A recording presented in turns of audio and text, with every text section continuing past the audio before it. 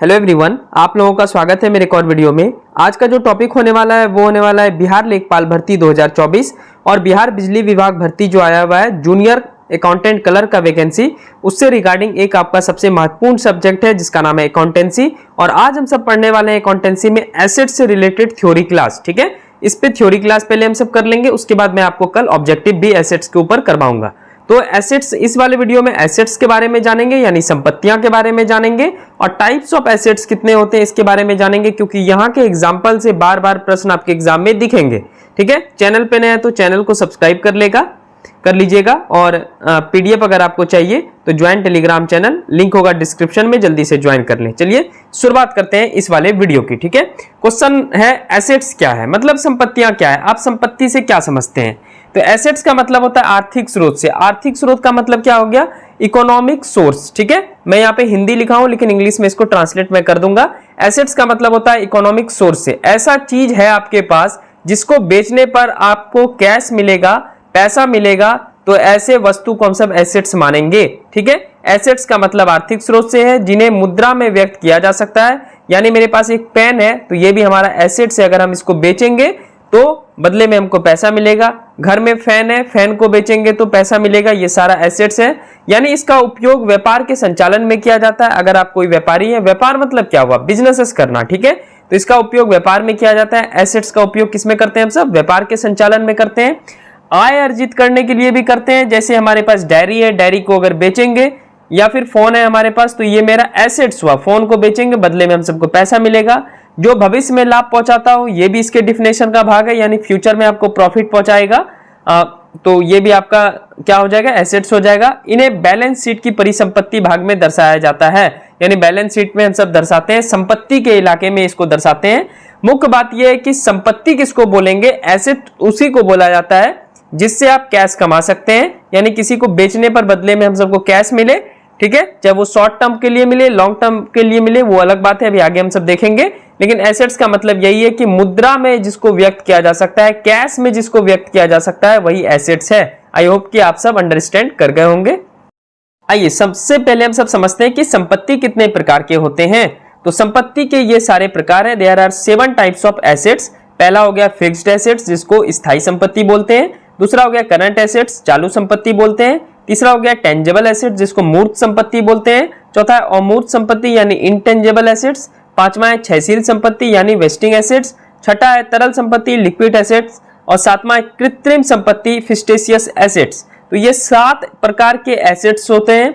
इस 7 प्रकार के एसेट्स यानी संपत्ति से आपके एग्जाम में प्रश्न रहेगा, उदाहरण के तौर पे रहेगा, इसलिए सातों का हम सब डिफिनेशन अभी करते हैं। चलिए देखते हैं स्थायी संपत्ति फिक्स्ड एसेट्स क्या होता है। यह संपत्ति का वह भाग है जो व्यवसाय में दीर्घ काल तक रखी जाने वाली होती है। मतलब ऐसा आपके पास संपत्ति है जो कि आप बहुत सालों तक रख सकते हैं, मतलब लॉन्ग टर्म के लिए रख सकते हैं, और जिसको पुनः बिक्री के लिए नहीं यूज कर सकते हैं आप, उसी को बोलते हैं स्थायी संपत्ति। एक बार आप भूमि जब बेच देंगे तो फिर आप किसको बेचेंगे, एक बार तो बेच ही दिए।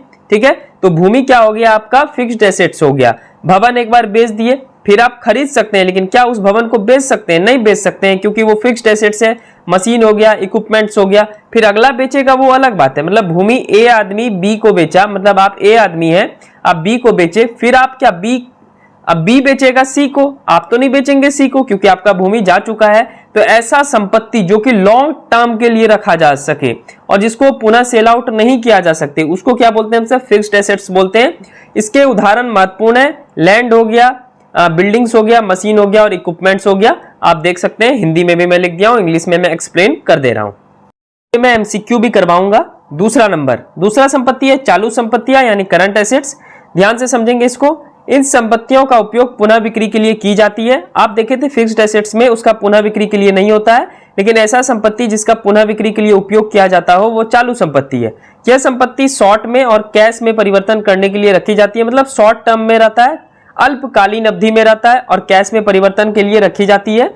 इसे चक्रीय संपत्ति यानी सर्कुलेटिंग एसेट्स भी कहा जाता है। उदाहरण है bills receivable, stock, debtors. Stock मतलब क्या होगा, एक व्यापारी है, मान लेते हैं वो चावल और गेहूं का बिजनेस करता है, तो चावल और गेहूं स्टॉक करेगा कि नहीं करेगा, तो वो क्या करेगा, शॉर्ट टर्म के लिए स्टॉक कर रहा है। ऐसा थोड़ी ये बोलेगा कि आज स्टॉक किए 5 साल बाद बेचेंगे इसको 2029 में, ऐसा तो नहीं बोलेगा, वो सेल आउट ही करेगा 2024 में। तो ऐसा वस्तु जिसको तुरंत कैश में परिवर्तित किया जा सके, जब वो गेहूं और चावल बेचेगा तो बदले में उसको क्या आएगा, कैश आएगा।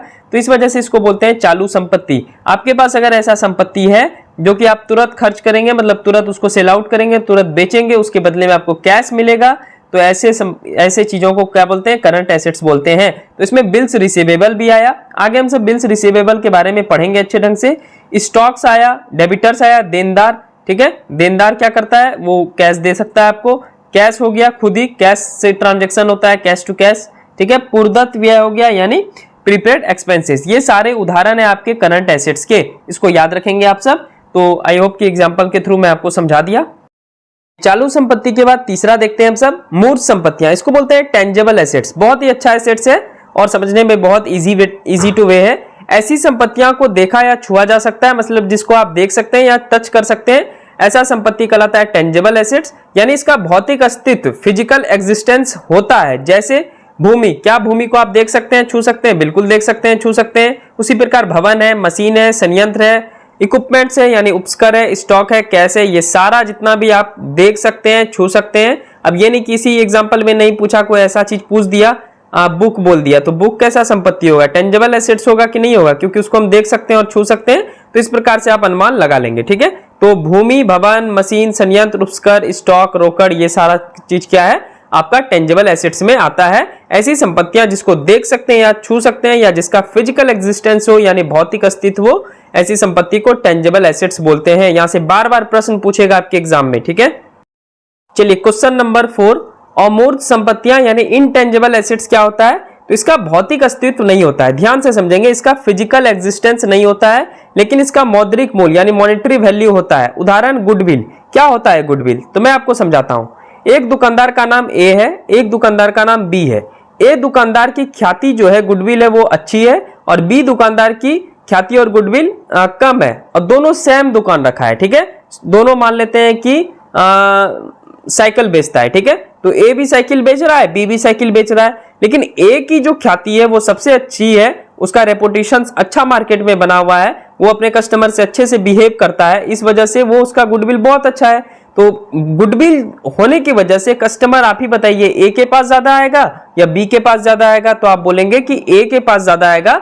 और जब ए के पास ज्यादा आएगा कस्टमर, तो ए को उसके बदले में क्या मिलेगा, तो पैसा मिलेगा। यानी गुडविल एक ऐसा संपत्ति है जो दिखता नहीं है, जिसका फिजिकल एग्जिस्टेंस नहीं है, लेकिन इसका मॉनेटरी वैल्यू है, कैश वैल्यू है। यानी जिसका गुडविल बढ़िया होगा, जिस शॉपकीपर का गुडविल बढ़िया होगा, वहां पे कस्टमर ज्यादा आएंगे, कस्टमर ज्यादा आएंगे, वहां पे फायदा ज्यादा होगा। जबकि बी का गुडविल कम है, तो यहाँ पे कस्टमर कम आएंगे। तो ख्याति कैसा संपत्ति है, अमूर्त संपत्ति है, इंटेंजिबल एसेट से बार बार यहाँ से प्रश्न आएगा। इसके अलावा पेटेंट्स, कॉपीराइट, कॉपीराइट तो आप सब जान ही रहे हैं, यूट्यूब के जमाने में कॉपीराइट इजी है, ट्रेडमार्क, ये सारा चारों जो एग्जाम्पल है, ये अमूर्त संपत्ति यानी इंटेंजिबल एसेट्स का उदाहरण है। इस चारों को याद रखेंगे। क्वेश्चन नंबर 5वां ध्यानपूर्वक समझेंगे। क्षयशील संपत्तियां क्या होता है, वेस्टिंग एसेट्स क्या होता है। तो वैसी संपत्तियां जो समय के साथ प्रयोग या उपभोग के कारण घटती जाती है या नष्ट हो जाती है, मतलब धीरे धीरे उसका आप उपयोग कर रहे हैं, उपभोग कर रहे हैं, और वो आपको पैसा दे रहा है। क्योंकि एसेट्स का मतलब मैं आपको शुरुआत में क्या बताया कि आपको पैसा मिलेगा, यानी खान जो है, जैसे कोयला का खान है, उससे आपको पैसा तो मिलेगा, कोयला जब आप बेचेंगे तो पैसा आपको आएगा। लेकिन क्या खान हमेशा रहेगा, नहीं रहेगा। माइंस हमेशा नहीं रह सकता है वहां से कोयला, क्योंकि कोयला कैसा है, अनवीकरणीय ऊर्जा का संसाधन है। तेल का कुआं क्या है, तेल क्या है, अनवीकरणीय ऊर्जा, यानी रिन्यूएबल एनर्जी नहीं है, अनरिन्यूएबल एनर्जी है। यानी माइंस और तेल का कुआं क्या है, कभी ना भविष्य में खत्म हो जाएगा। लेकिन धूप हो गया, ये सब खत्म नहीं होने वाला, धूप, पवन, जल, ये खत्म नहीं होगा, लेकिन खान यानी माइंस, तेल, ये सारा खत्म होगा।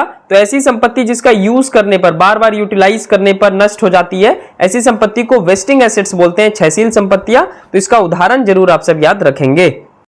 चलिए 6 नंबर हम सब देखते हैं। तरल संपत्ति यानी लिक्विड एसेट्स क्या होता है, ध्यान से समझेंगे। यह संपत्तियां चालू संपत्तियों के अंतर्गत गिनी जाती है। इसे नगद रोकड़ के रूप में या शीघ्र नगद में परिवर्तित किया जा सकता है। तो शीघ्र, जिसको ऐसी संपत्ति जिसको शीघ्र मतलब तुरंत ही आप कैश में कन्वर्ट कर लेते हैं, उसको लिक्विड एसेट्स बोलते हैं। सबसे महत्वपूर्ण बात क्या है, तरल संपत्ति में स्टॉक, स्टॉक मतलब क्या हो गया, जो सामान आप जमा कर रहे हैं, और पूर्वदत्त व्यय यानी प्रीपेड एक्सपेंसेस को शामिल नहीं किया जाता है। प्रीपेड एक्सपेंसेस का मतलब क्या हो गया, चालू वित्त वर्ष मतलब जिस फिनेंशियल ईयर में चालू है उसमें आप पहले ही मान लेते हैं कि ये वाला व्यय होगा और उसमें ऐड कर लेते हैं, जबकि ऐसा व्यय होता भी नहीं है। इसी को बोलते हैं प्रीपेड एक्सपेंसेस, तो इसको शामिल नहीं किया जाता है। अगर आपसे फॉर्मूला पूछ ले एग्जाम में तो लिक्विड एसेट्स बराबर होता है current assets minus stock plus prepaid expenses. याद रखेंगे ध्यानपूर्वक, तरल संपत्ति बराबर चालू संपत्ति minus stock plus prepaid expenses. ठीक है, चलिए आखिरी एसेट्स देखते हैं, सातवां कृत्रिम संपत्ति फिस्टेशियस एसेट्स। इसका मतलब क्या हो गया? इसका मतलब है मूल विहीन संपत्तियां, इसके मतलब जिसका कोई कॉस्ट ही ना हो, मूल विहीन हो। मूल्य विहीन मतलब प्राइसलेस हो। ठीक है, इसके अंतर्गत कुछ व्यय एवं हानियों को कानूनी या तकनीकी उद्देश्य के लिए अस्थायी रूप से संपत्ति मान लिया जाता है। ऐसी संपत्ति का ना तो फिजिकल एग्जिस्टेंस होता है, यानी भौतिक अवस्था इसका नहीं होता है, ना ही इसे बेचा जा सकता है। आप कैश को क्या बेचेंगे, लेकिन कैश आपका क्या संपत्ति है, तो कैश को तो आप बेच नहीं सकते हैं। बैंक में आपका कैश है, जमा कर सकते हैं, लेकिन क्या उसको बेच सकते हैं? नहीं बेच सकते हैं। बिल्स रिसीवेबल, इसको नहीं बेच सकते हैं। शॉर्ट टर्म इन्वेस्टमेंट जो आप करते हैं उसको भी आप बेच नहीं सकते हैं। आप इन्वेस्ट कर रहे हैं, बाकी तो उसमें कुछ हो नहीं रहा है। ठीक है, तो कैश ऐसा चीज है जो कृत्रिम संपत्ति में काउंट किया जाता है।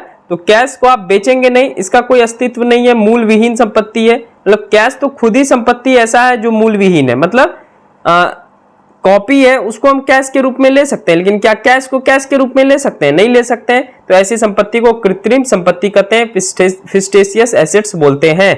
तो ये था थ्योरी क्लास ऑफ एसेट्स, जो कि आई होप कि आपको बहुत मजा आया होगा। इस पे एमसीक्यूज करेंगे, लेकिन इससे पहले हम कल जो एक थ्योरी क्लास लाऊंगा उसमें हम सब पढ़ेंगे लायबिलिटीज, इसके अलावा कैपिटल के बारे में पढ़ेंगे, एक्सपेंसेस के बारे में पढ़ेंगे, इनकम के बारे में पढ़ेंगे, और इसके अलावा होगा तो एक्सपेंडिचर और रेवेन्यू के बारे में भी कल के थ्योरी क्लास में हम सब पढ़ेंगे। ठीक है, तो आई होप को ये मजा आया होगा ये वाला क्लास देख करके।